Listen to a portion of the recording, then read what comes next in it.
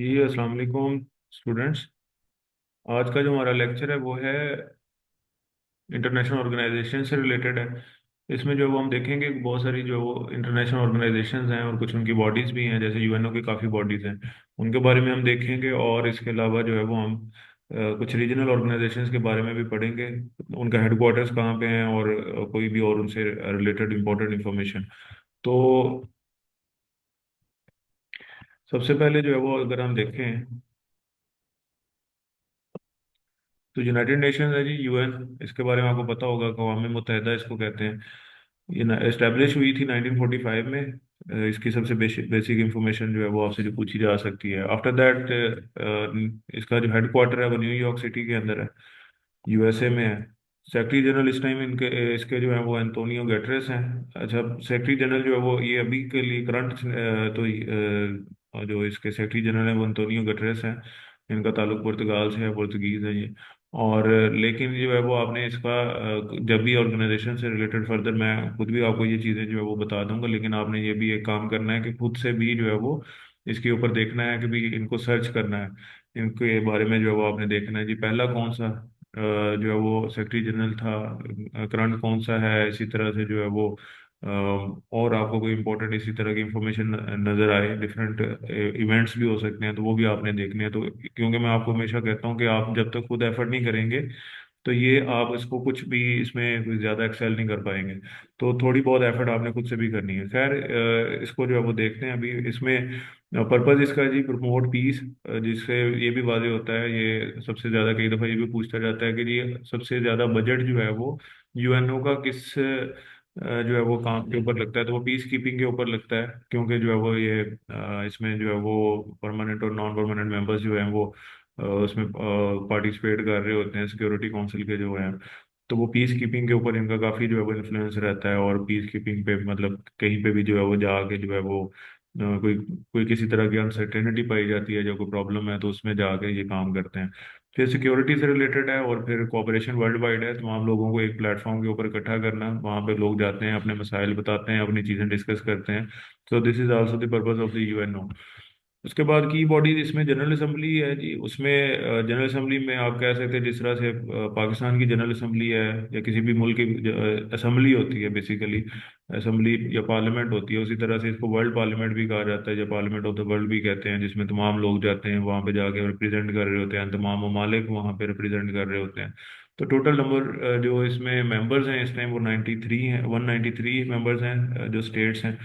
फिर इसकी जो है वो एक जो की बॉडीज के अंदर ही सिक्योरिटी काउंसिल आ जाता है। सिक्योरिटी काउंसिल जो है वो अ, ये पांच इसमें जो है वो परमानेंट मेंबर्स होते हैं और 10 जो है वो नॉन परमानेंट मेंबर्स होते हैं। ये बहुत दफ़ा पूछा जा चुका सवाल है।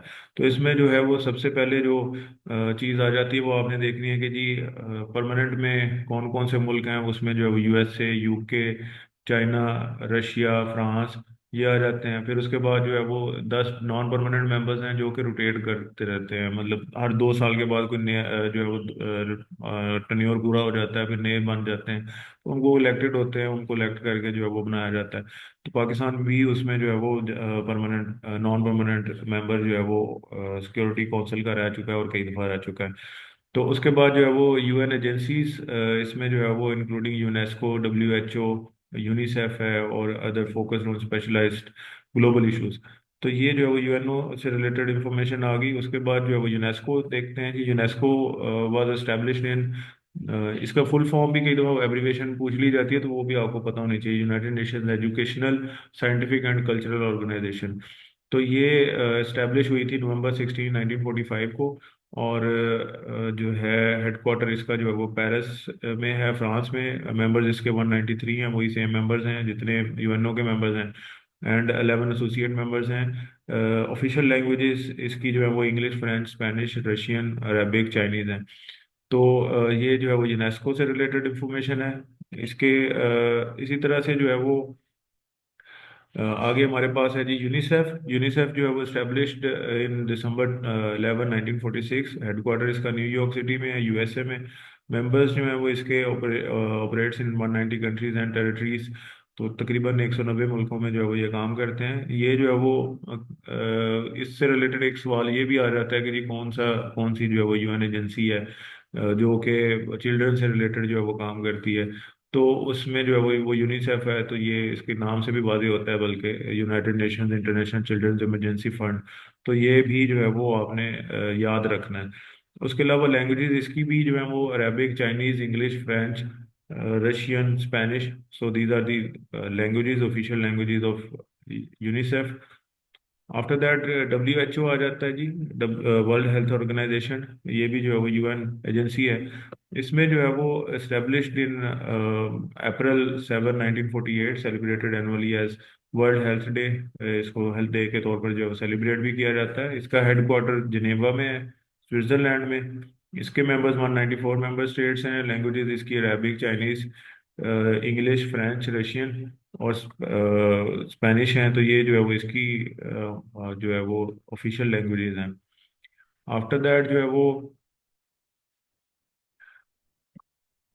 वर्ल्ड बैंक आ जाता है जी। World Bank establish in 1944। अच्छा, ये उसके बाद जो है वो हम दूसरी ऑर्गेनाइजेशन है उनके बारे में भी है। जब यूएनओ से रिलेटेड हम देखते हैं तो उसमें जो उसकी यूएन बॉडीज हैं वो बेसिक बॉडीज वो आ जाती हैं, और उसके बाद जो है वो उसकी एजेंसीज आ जाती हैं। इसी तरह से और भी इदारे हैं जो कि यूएनओ से रिलेटेड हैं, जैसे जो है वो इंटरनेशनल कोर्ट ऑफ जस्टिस भी है दी हेग में, वो भी आ जाता है। फिर इसी तरह से जो है वो और भी इदारे हैं, लेकिन ये है कि वो भी साथ साथ जो है वो हम करते रहेंगे। अभी जो है वो वर्ल्ड बैंक की बात करें तो 1944 में स्टैब्लिश हुई है। हेडक्वार्टर इसका वाशिंगटन वाशिंगटन डीसी में है, यूएसए में है। बट वर्ल्ड बैंक से रिलेटेड जो है वो और भी जो है वो सवालात अक्सर आ जाते होते हैं कि जैसे जो है वो पाकिस्तान का एक बड़ा इंपॉर्टेंट इवेंट है जो कि वर्ल्ड बैंक ने जो है वो मॉडरेट किया था, सिंतास मुआहिदा, जिसको इंडस वाटर ट्रीटी कहा जाता है। उसको जो है वो रिजॉल्व करवाने में जो है वो वर्ल्ड बैंक का बड़ा किरदार था, जिसमें जो है वो तीन दरिया जो है वो इंडिया के हिस्से में चले गए और तीन दरिया पाकिस्तान के हिस्से में आ गए। तो रावी, सतलुज, ब्यास जो है वो इंडिया के पास है। अच्छा, ये जब मैं ये बताने का मकसद ये है कि इसी तरह से जो है वो बाद में से बात निकलती है, तो जनरल नॉलेज आपका जो है वो चीज़ों के साथ जब आप रिलेट करना सीख जाएंगे तो आपका जनरल नॉलेज ऑटोमेटिकली इंप्रूव हो जाएगा। तो जो है वो रावी, सतलुज, ब्यास जो है इंडिया के पास है, और पाकिस्तान के पास जो है वो इंडस, झेलम और चिनाब है। सो this is also about world bank. उसके बाद इसका स्ट्रक्चर है, comprises 5 institutions including the international bank for reconstruction and development and the international development association. So this is about world bank. अब आईएमएफ देखते हैं, इंटरनेशनल मॉनेटरी फंड। इसकी abbreviation भी कई दफ़ा पूछी गई है। Establish in 1944, headquarter Washington DC में है। पर्पस इसका जो है वो मॉनेटेरियल जो है वो ग्लोबल इकोनॉमिक स्टेबिलिटी जो है वो उससे रिलेटेड आ जाता है। Provides financial assistance, supports, policy reforms to member countries. तो काफ़ी जो है वो इसकी जो है वो हेल्प रहती है। अच्छा, यहाँ पे जो है वो अक्सर आईएमएफ का नाम सुन के जो है वो पाकिस्तानियों के जो है वो थोड़ा सा हो जाता है कि भाई आईएमएफ जो है वो पता नहीं क्या कर रहा है, या आईएमएफ जो है वो किस तरह से चीज़ों को जो है वो शायद वो पाकिस्तान को एक्सप्लॉइट कर रहा है। तो वो भी इस वजह से आईएमएफ का नाम सुन के, लेकिन ये आपके जीके में आ जाएगा, इसलिए आपने जो है वो इसको लाजमी करना है। अच्छा जी, तो नेक्स्ट जो है वो WTO है जी, World Trade Organisation, establish in 1995। ये बहुत दफ़ा पूछा गया सवाल है। आप जो है वो अक्सर WHO WTO में जो है वो कई दफ़ा कंफ्यूजन जो है वो हो जाती है स्टूडेंट्स को।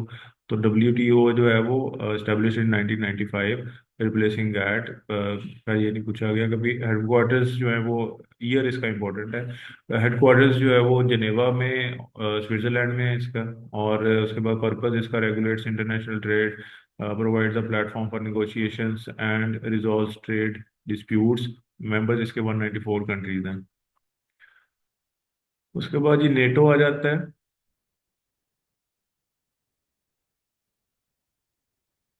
तो नेटो की जब हम बात करते हैं, स्टैब्लिश इन 1949, और हेडक्वार्टर इसका ब्रसल्स में है, बेल्जियम में। इसका पर्पस जो मिलिट्री अलायंस है for collective defence, primarily in Europe and North America. उसके मेंबर्स जो हैं वो 31 कंट्रीज मेंबर्स हैं, including the USA, Canada and European nations. तो दिस इज अबाउट नेटो। उसके बाद इंटरनेशनल लेबर ऑर्गेनाइजेशन है, ILO, establish in 1919 as a part of the Treaty of सेल्स। हेडक्वार्टर इसका जिनेवा में है। और मेंबर्स जो हैं वो इसके 187 मेंबर्स हैं। ऑफिशियल लैंग्वेजेस इसकी इंग्लिश, फ्रेंच एंड स्पेनिश है। उसके बाद जनाब, Organisation for Economic Cooperation and Development, तो OECD आ जाता है। स्टैब्लिश इन 30 सितंबर 1961, हेडक्वार्टर पेरिस में। और मेंबर्स जो हैं वो 38 कंट्रीज हैं। इसको वैसे कभी इतना ज़्यादा इससे रिलेटेड सवाल नहीं आया आपके जो है वो पेपर में। लेकिन कभी जो है वो आउट ऑफ द वे जाके भी क्वेश्चन आ जाता है, तो so that's why I included this topic और this point. League of Nations है जी, इस्टेब्लिश्ड 10 जनवरी 1920। ये जो है वो लीग ऑफ नेशंस जो है वो बेसिकली ये इस्टेब्लिश की गई थी वर्ल्ड वॉर 1 के बाद। और वो ये भी एक तरह की जो है वो आप कह लें कि उस टाइम की UNO थी, लेकिन जो है वो ये सही तरह से चल नहीं सकी थी। और इसने जो है वो सही मतलब डिजोल्व ही होगी एक तरह से, सही तरह से काम नहीं कर पाई थी। लेकिन क्वेश्चन इज इम्पोर्टेंट क्योंकि इससे रिलेटेड सवाल आ सकता है। Dissolve in 18 April 1946। हेडक्वार्टर्स जनेवा में है, स्विट्जरलैंड में। मेंबरशिप इसके जब बिल्कुल पीक पे थी तो ये जो है वो 58 मेंबर्स थे इसके। और इसकी लैंग्वेजेस इंग्लिश और फ्रेंच थी। तो उसके बाद हमारे पास आ जाती है रीजनल लैंग्वेजेस। ये जो पहले हमने पढ़ी वो इंटरनेशनल लैंग्वेज ऑर्गेनाइजेशंस थी। तो वो क्या थी कि भी जिसमें तो सारी दुनिया के ममालिक जो है वो शामिल थे। और ये जो है वो रीजनल है, मतलब स्पेसिफिक रीजन के अंदर इनको बनाया गया, एस्टेब्लिश किया गया, ताकि जो है वो उस रीजन को प्रमोट किया जा सके, या उस रीजन रीजन को जो है वो उसको उसके मसाइल को हल किया जा सके। तो सबसे पहले यूरोपियन यूनियन आ जाता है।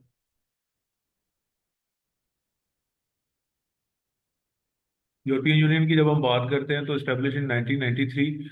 और preceded by the European economic community in 1957। Headquarter इसका ब्रसल्स में है। इसमें यूरोप के ममालिक जो है वो शामिल हैं। इसमें मेंबर्स इसके 27 यूरोपियन कंट्रीज हैं। फीचर्स इसके कॉमन करेंसी यूरो है, इनकी एक ही करेंसी रखी गई है। तो इसी वजह से जो है वो इनकी इकोनॉमी जो है वो ग्रो करती है। तो सेम करेंसी है, सेम ट्रेड करते हैं, आपस में अलाइंसेज हैं एक दूसरे के साथ, मतलब यू कैन इजीली ट्रेवल। तो ऐसा कोई इनकी सेंक्शंस नहीं रहती हैं, आपस में कोई मसाइल नहीं रहते हैं। सो दैट्स वाई ये जो है वो इसका जो एक पर्पस है वो फुलफिल भी कर रहे हैं उसको, और ग्रो भी कर रहे हैं, एक दूसरे को सपोर्ट कर रहे हैं। उसके बाद अफ्रीकन यूनियन है।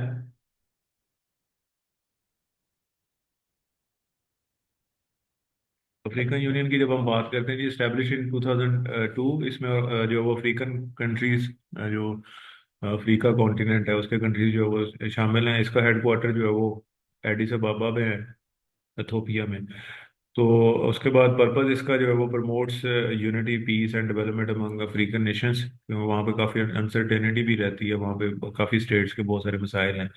इसमें मेंबर्स जो हैं वो इसके 55 अफ्रीकन कंट्रीज मेंबर्स हैं। फोकस इसका जो है वो addresses regional conflicts, economic integration and development. Association of south east east Asian Nations, Asian इसको कहा जाता है। Established in 1961। इसका हेडक्वार्टर जो है वो जकार्ता में, इंडोनेशिया में है। इसमें एशिया के कंट्रीज शामिल हैं और रीजनल, मतलब इसका काफ़ी जो है इसके इन्फ्लुएंस भी रहता है। और इसमें जो है वो रीजनल जो पॉलिटिक्स है उसमें भी इसका किरदार रहता है। पर्पस इसका जो है encourages political, economic and cultural cooperation in south east Asia. तो मेंबर्स इसके 10 कंट्रीज हैं, including Indonesia, Thailand, Malaysia and Singapore. Singapore total मिला के जो 10 कंट्रीज हैं। अचीवमेंट इसकी जो है वो Asian free free trade area, cooperation in security and environmental issues. उसके बाद जनाब हमारे पास आ जाती है SAARC, South East Association, South Asian Association of Regional Cooperation. ये इसकी अब्रीवेशन बनती है। सार्क जो है वो एस्टेब्लिश इन 1985। इसको इसका हेडक्वार्टर काठमांडू में है। और इसका सेक्रेटरी जनरल इस टाइम, ये मैं इंक्लूड इस वजह से किया क्योंकि सार्क का सेक्रेटरी जनरल जो है वो अक्सर पूछ लिया जाता है। और ये जो है वो गुलाम सरवर है, is the current secretary general of south Asian association for regional cooperation. और पर्पज इसका promotes economic and regional integration in south Asia है। इसमें 8 कंट्रीज हैं, जिसमें जो है वो मेनली जो है वो इंडिया, पाकिस्तान, बांग्लादेश और नेपाल हैं। चैलेंजेस जो है वो इसमें पॉलिटिकल टेंशन रहती हैं, पर्टिकुलरली अबाउट पाकिस्तान और इंडिया के दरमियान में जो है वो काफ़ी ज़्यादा जो टसल रहती है, जो आप कह लें जी, अनसर्टेनिटी पाई जाती है बॉर्डर्स के ऊपर। सो दैट्स वाई ये जो है वो इसकी इसके कई दफ़ा जो है वो इसको चैलेंजेस रहते हैं इसकी प्रॉपर फंक्शनिंग के अंदर। फिर हमारे पास जी गल्फ कोऑपरेशन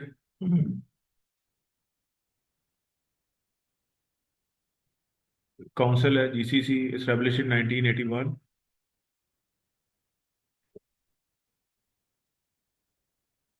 हेडक्वार्टर इसका रियाज में है, सऊदी अरेबिया के अंदर। पर्पज इसका strength, economic, political and security ties among Gulf states. Members इसके जो है वो 6 Middle Eastern countries, Saudi Arabia, UAE, Qatar, Oman, Kuwait and Bahrain है। Activities focuses on economic integration including a potential single currency. तो इसके ऊपर ये काम कर रहे हैं। खैर, टू सम एक्सटेंट जो है वो इनकी करेंसी तो सेम नहीं हो सकी, लेकिन ये है कि डिफरेंट इंटीग्रेशन के लिए जो है वो जरूर काम करते हैं ये। After that, Organisation of American States है, established in 1948, headquarter Washington DC में है। Purpose promotes peace, democracy and development in America. तो अमेरिका के डिफरेंट जो स्टेट्स हैं, इंडिपेंडेंट स्टेट्स हैं वहाँ पे, और मतलब जो सारी वो जो इंटीग्रेशन के लिए जो है वो, ताकि वो एक कोहेजन और एक तरह की जो है वो उनकी आपसी ताल्लुकात जो है वो उनको स्मूथली जो है वो काम किया जा सके। बिकॉज फेडरल सिस्टम है वहाँ पे, जो वो स्टेट्स उनके जो है वो कुछ डिफरेंट चेंजेस भी उसके अंदर आ जाते हैं, डिफरेंट चीज़ें भी आ जाती हैं। मतलब कि आप कह सकते हैं कि जी हर स्टेट के अंदर जो है वो कुछ डिफरेंट लॉज भी हो सकते हैं। कुछ स्टेट्स जो हैं वो डिफरेंटली बिहेव करती हैं, टेम्परामेंट डिफरेंट होता है। सो फॉर दी सॉलिडारिटी, कि उसको जो है वो ये जो इस्टेब्लिश की गई है। और इसमें डेमोक्रेसी प्रमोशन है, ह्यूमन, इसका फोकस जो रहता है ह्यूमन राइट्स हैं और रीजनल सिक्योरिटी आ जाती है। इसके बाद कॉमनवेल्थ ऑफ इंडिपेंडेंट स्टेट्स हैं, CIS, establish 1991 following the dissolution of Soviet Union. Headquarters इसका मिन्स्क में, बेलारूस में है। पर्पज इसका facilitates economic and security cooperation among former former Soviet states. Members जो हैं वो इसके includes Russia, Belarus and several Central Asian states. Challenges जो हैं वो इसमें mixed levels of cooperation due to political differences and individual national interest. तो ये जो है वो इसके चैलेंजेस इसको रहते हैं, क्योंकि यहाँ कोऑपरेशन के इश्यूज रहते हैं। जब से सोवियत यूनियन जो है वो टूटा है, तो उसके बाद जो है वो स्टेट्स के काफ़ी इश्यूज रहते हैं। तो इस वजह से जो है वो इसका एक किरदार रहता है उसके अंदर। ऑर्गेनाइजेशन ऑफ इस्लामिक कोऑपरेशन है, OIC है। इसमें जो इस्लामिक स्टेट शामिल हैं, स्टैब्लिश इन 1969। हेडक्वार्टर जद्दा में है, सऊदी अरेबिया में। सेक्रेटरी जनरल जो है वो इसमें हुसैन ब्राहिम ताहा is current secretary general of OIC। Members इसके 57 कंट्रीज हैं across Asia, Africa and middle east. Languages Arabic, English and French है। अच्छा, ये भी एक ऑर्गेनाइजेशन है, और इससे बहुत सारे लोग बहुत सारी चीज़ें एक्सपेक्ट भी कर रहे होते हैं कि भी ये मसाइल हल करें या किसी चीज़ के लिए काम करें। लेकिन ये है कि फिर अगेन जो है वो इसके होने के बावजूद जो है वो मुसलमानों के अंदर जो है वो बहुत सारी डिवीजन भी पाई जाती है, बहुत सारे मसाइल भी पाए जाते हैं। और बहुत सारी जगह पे मुसलमान जो है वो सफ़र भी करते हैं, लेकिन जो है वो इनके सेल्फ इंटरेस्ट फिर आड़े आ जाते हैं, और that's why they do not work for the humanity, they do not work for the their Muslims brothers. तो ये एक अलग एक डिस्कशन है, लेकिन ये है कि भी इससे बहुत सारी उम्मीदें रहती हैं लोगों को, लेकिन they never play positive role for the resolution of the problems. Arab League है जी, अरब लीग के अंदर अरब के स्टेट्स जो है वो शामिल हैं। फुल नेम इसका लीग ऑफ अरब स्टेट्स है, एस्टेब्लिश्ड इन मार्च 22 1945। इसका जो हेडक्वार्टर है कायरा के अंदर है, इजिप्ट के अंदर। Cairo is the capital of Egypt. Members इसके जो है वो 22 अरब कंट्रीज हैं in North Africa and the Middle East, and including Egypt, Saudi Arabia, Jordan, Iraq, Lebanon and Yemen. Note Syria's membership is country suspended due to the uncertainty. उसकी membership का जो है वो इश्यूज चल रहे हैं। तो आई होप के जो है वो कुछ मसाइल हल हो जाएं, और आफ्टर दैट जो वो चीज़ें स्मूथली हों, क्योंकि काफ़ी लोगों ने जो है वो सीरिया के अंदर भी जो है वो सफ़र किया है। अभी करंटली जो है वो सीरिया में बहुत सारी जो है वो डेवलपमेंट्स देखने को मिली हैं, बहुत सारे मसाइल भी जो है वो देखने को मिले हैं। और मतलब डेवलपमेंट तो उसको नहीं कह सकते हैं, मीन्स के चीज़ें हुई हैं, बहुत स्पीडली चीज़ें हुई हैं, तो पूरा एक शिफ्ट आया, पॉलिटिकल शिफ्ट आया। तो we will try to talk about Syria in our next lectures. तो जो है वो अल्लाह ताला जो है वो आसानियाँ पैदा करे उनके लिए। ऑफिशियल लैंग्वेज जो है वो इसकी अरब लीग की जो अरबिक है। उसके बाद एशियन डेवलपमेंट बैंक है जी, एडीबी। इसका जो है वो मनीला के अंदर जो है वो आ जाता है, हेडक्वार्टर आ जाता है। अच्छा, इसमें भी ये भी होता है कि Asian development bank is something else, Asian is something else. तो वो कभी कंफ्यूज नहीं करना, एशियन जो है वो अलग है, और उसका जो है वो हेडक्वार्टर वो जकार्ता के अंदर है, इसका हेडक्वार्टर जो है वो मनीला के अंदर है। तो इसको कंफ्यूज नहीं करना। एस्टेब्लिश इन 1966, और मेंबर्स इसके 68 कंट्रीज हैं, 49 from the Asia Pacific region, 19 from outside the region. Primary language जो है वो इनकी इंग्लिश है। तो so this is all about all the organisations. I hope कि आपको जो है वो काफ़ी चीज़ें जो है वो अंडरस्टैंड आपने की होंगी। जो है वो नेक्स्ट लेक्चर में इंशाल्लाह जो है वो हम नई चीज़ों के साथ जो है वो डिस्कस करेंगे, नए जो है वो चीज़ें हम जो है वो डिस्कस अंडरस्टैंड करने की कोशिश करेंगे। Thank you so much.